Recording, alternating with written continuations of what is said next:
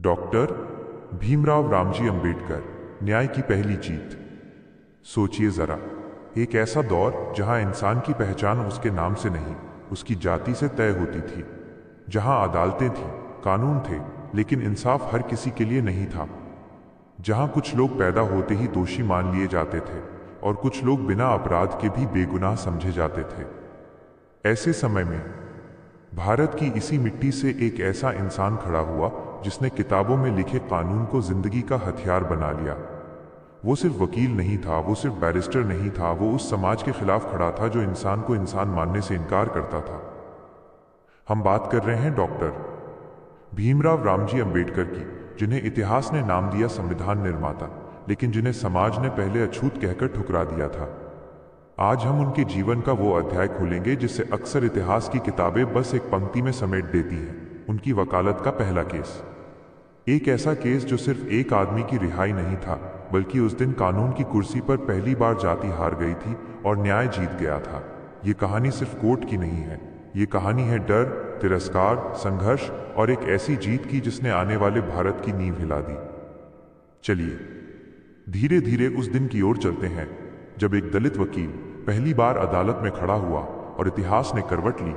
भारत की मिट्टी में जन्मे एक ऐसे शख्स की कहानी जो न सिर्फ कानून की किताबों में जीते थे, बल्कि समाज की जंजीरों को तोड़ने के लिए अपनी पूरी जिंदगी समर्पित कर दी।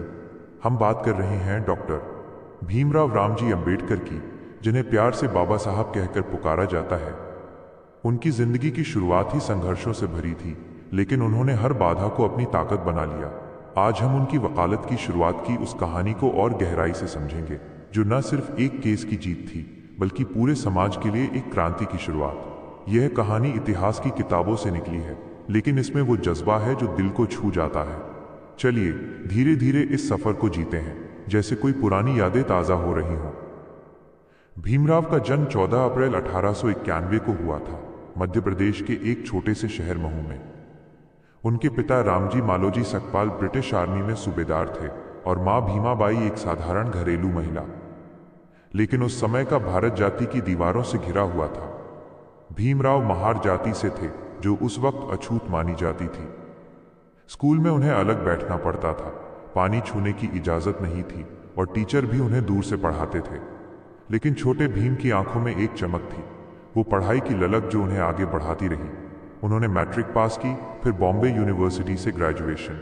लेकिन ये सब आसान नहीं था, हर कदम पर भेदभाव का सामना करना पड़ता था। फिर आया वो मौका जब महाराजा सयाजीराव गायकवाड़ ने उन्हें स्कॉलरशिप दी। ये 1913 की बात है। भीमराव अमेरिका चले गए, कोलंबिया यूनिवर्सिटी में पढ़ाई की।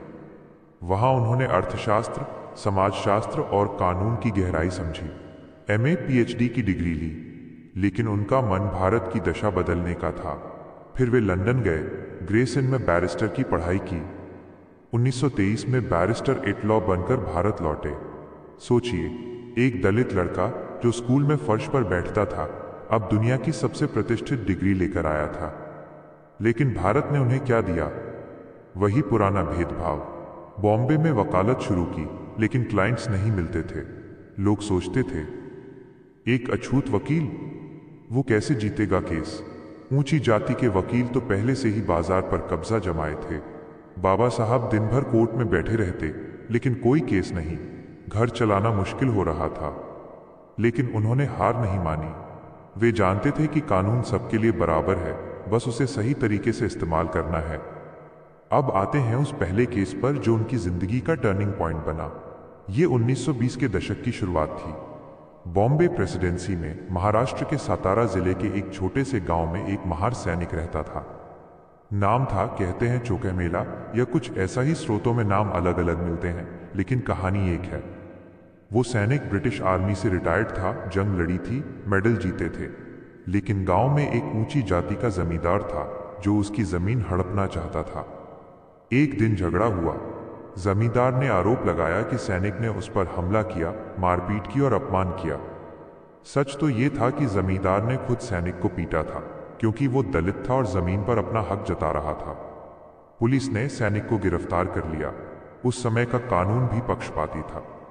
दलितों को आसानी से दोषी ठहरा दिया जाता था। सैनिक के परिवार ने कई वकीलों से गुहार लगाई, लेकिन कोई तैयार नहीं हुआ। आखिरकार खबर बाबा साहब तक पहुंची।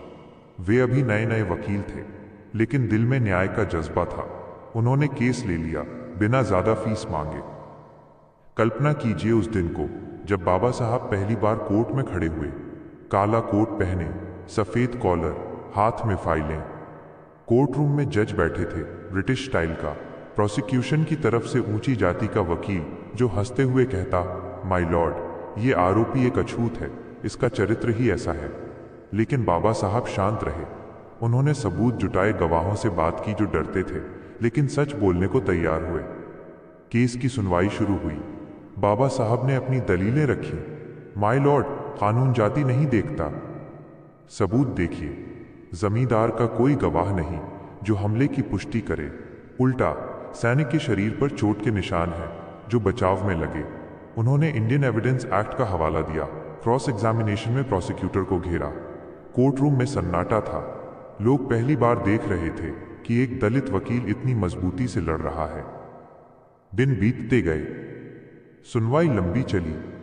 बाबा साहब रात रात भर पढ़ते, नोट्स बनाते। वे जानते थे कि ये सिर्फ एक केस नहीं, पूरे दलित समाज की लड़ाई है। आखिरकार फैसला आया। जज ने कहा, आरोपी निर्दोष है। सैनिक रिहा हुआ। कोर्ट के बाहर जश्न। सैनिक ने बाबा साहब के पैर छुए, कहा, साहब, आपने मुझे नहीं, पूरे समाज को न्याय दिया। ये जीत छोटी नहीं थी, इससे बाबा साहब का नाम फैला। दलितों में उम्मीद जगी कि कानून उनका भी साथ दे सकता है। लेकिन ये शुरुआत थी। उसके बाद कई केस आए, जैसे चावदार तालाब का मामला जहां उन्होंने दलितों को पानी पीने का हक दिलाया, या पूना पैक्ट जहां गांधी जी से बहस की और दलितों के लिए आरक्षण सुनिश्चित किया। अब इस कहानी को और गहराई से समझते हैं। बाबा साहब की वकालत सिर्फ कोर्ट तक सीमित नहीं थी, वे सामाजिक कार्यकर्ता थे। 1924 में उन्होंने बहिष्कृत हितकारिणी सभा बनाई जो दलितों की शिक्षा और अधिकारों के लिए काम करती थी। उनकी किताबें जैसे एनिहिलेशन ऑफ कास्ट समाज को झकझोरती थी। लेकिन पहले केस की जीत ने उन्हें आत्मविश्वास दिया। सोचिए, अगर वो हार जाते तो शायद इतिहास अलग होता। लेकिन उन्होंने जीता क्योंकि वे तैयार थे। उन्होंने कानून को हथियार बनाया। उस समय भारत में स्वतंत्रता आंदोलन चल रहा था। गांधी जी अहिंसा की बात करते, लेकिन बाबा साहब कहते, सिर्फ आज़ादी काफ़ी नहीं, सामाजिक न्याय चाहिए। उनके बयान प्रसिद्ध हैं। 1932 के पूना पैक्ट में गांधी जी अनशन पर बैठे, लेकिन बाबा साहब ने दलितों के लिए अलग निर्वाचन क्षेत्र की बजाय आरक्षण पर सहमति दी। ये सब पहले केस की नींव पर खड़ा था। चलिए इस कहानी को एक काल्पनिक लेकिन सच्चाई पर आधारित दृश्य से जीवंत बनाते हैं। कल्पना कीजिए, सातारा का वो गांव। सूरज डूब रहा है। महार सैनिक अपनी झोपड़ी में बैठा, परिवार रो रहा है। जमींदार का आदमी आता है, कहता है, तुम्हारी जमीन अब हमारी, विरोध किया तो जेल। सैनिक विरोध करता है, मारपीट होती है। पुलिस आती है, सैनिक को पकड़ती है। परिवार बॉम्बे जाता है, वकीलों के चक्कर लगाता है। एक वकील कहता है, दलित का केस मैं नहीं लूंगा, बदनामी होगी। आखिर किसी ने बाबा साहब का नाम सुझाया। परिवार उनके ऑफिस पहुंचता।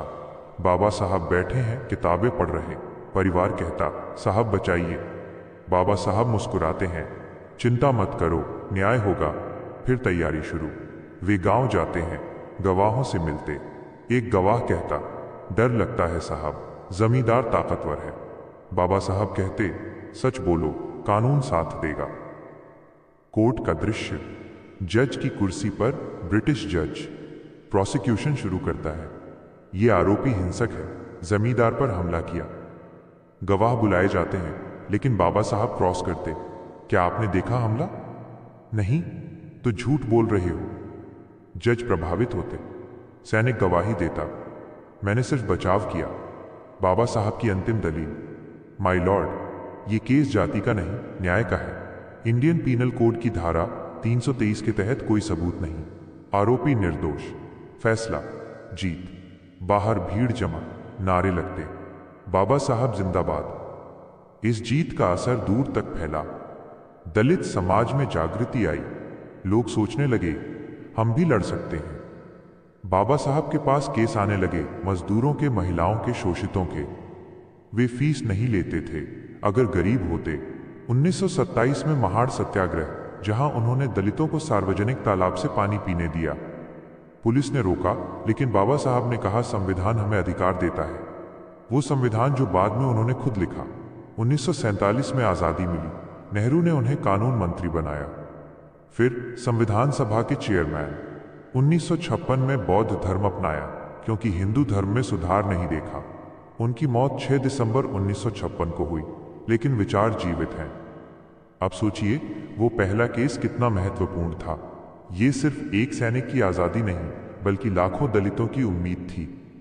आज भी जब हम आरक्षण की बात करते हैं, संविधान पढ़ते हैं, तो बाबा साहब की वो लड़ाई याद आती है।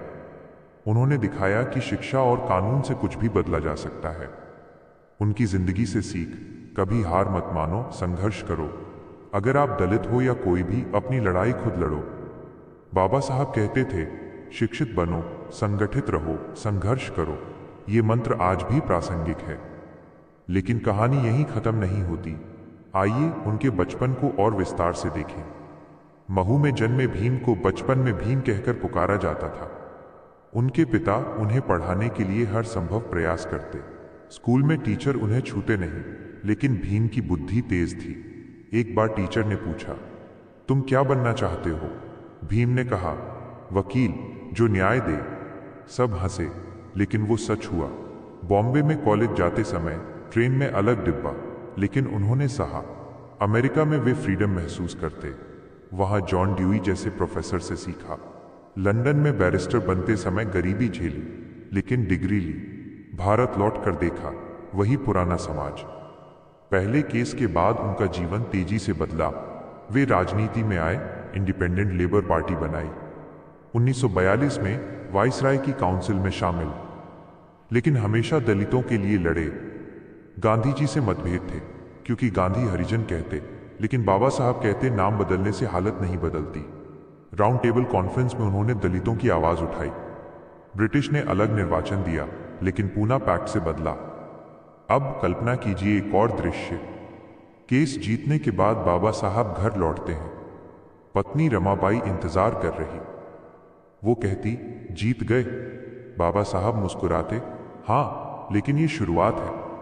रात में वे लिखते, कानून समाज बदल सकता है। उनकी किताबें दुनिया पढ़ती। हु वेयर द शूद्राज में उन्होंने जाति की उत्पत्ति बताई। आज के भारत में बाबा साहब की विरासत, संविधान में समानता, स्वतंत्रता, लेकिन अभी भी भेदभाव है। हमें उनकी लड़ाई जारी रखनी है। ये कहानी सिर्फ इतिहास नहीं, प्रेरणा है। अगर आप इसमें डूब गए तो समझिए, बाबा साहब का जादू है। अब इस कहानी को और लंबा बनाने के लिए उनके अन्य योगदानों पर बात करते हैं। बाबा साहब ने महिलाओं के अधिकारों के लिए भी लड़ा। हिंदू कोड बिल में उन्होंने तलाक संपत्ति का हक दिया, लेकिन विरोध हुआ, इस्तीफा दे दिया। अर्थशास्त्र में उनका योगदान, रिजर्व बैंक की स्थापना में भूमिका। वे कहते, आर्थिक स्वतंत्रता बिना सामाजिक न्याय नहीं। दलित बौद्ध महासभा बनाई, लाखों को बौद्ध बनाया। उनकी मौत पर पूरा देश रोया। महापरिनिर्वाण दिवस मनाते हैं। एक और कहानी, 1935 में उन्होंने कहा, मैं हिंदू पैदा हुआ, लेकिन हिंदू मरूंगा नहीं। 1956 में नागपुर में 5 लाख लोगों के साथ बौद्ध धर्म अपनाया। क्यों? क्योंकि बौद्ध धर्म में समानता है। उनकी किताब the Buddha and his Dhamma classic है। बचपन की एक घटना, स्कूल में पानी पीने नहीं देते थे। एक बार दोस्त ने चुपके से दिया, लेकिन पकड़े गए। भीम ने सोचा, ये बदलना है। ये छोटी घटनाएं बड़ी क्रांति बनती। वकालत के दिनों में वे मजदूरों के लिए लड़े। बॉम्बे टेक्सटाइल मिल्स केस में उन्होंने यूनियन बनाई। संविधान बनाते समय 3 साल लगे। उन्होंने 395 अनुच्छेद लिखे। प्रीएम्बल में वी द पीपल से शुरू। आज युवा उन्हें आइकॉन मानते। फिल्में बनी जैसे भीम गर्जना। किताबें, धनंजय कीर की बायोग्राफी। ये कहानी कभी खत्म नहीं होती। बाबा साहब अमर हैं। उनकी जीत हमारी जीत है। डॉक्टर भीमराव अंबेडकर ने उस पहले केस में सिर्फ एक महार सैनिक को आजाद नहीं कराया, उन्होंने पूरे समाज को खड़ा होना सिखाया। जय भीम, जय भारत, जय संविधान।